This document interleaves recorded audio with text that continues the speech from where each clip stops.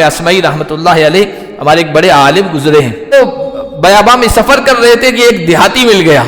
اس دیہاتی سے انہوں نے سوال کیا، پوچھا کہ تم نے رب کو کیسے پہچانا؟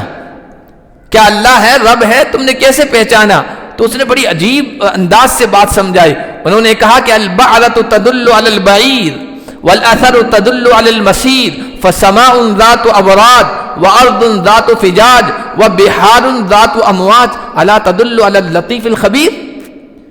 ہم جنگل میں دیکھتے ہیں کہیں مینگنیاں پڑی ہو تو یہ اس بات کی علامت و نشانی ہے کہ یہاں سے اونٹ گزرے ہیں، اور کہیں ریت پر قدم کے نشانات موجود ہیں، چاہے انسان کے چاہے چرند پرند کے، تو یہ اس بات کی نشانی ہے کہ یہاں سے کوئی مخلوق گزری ہے.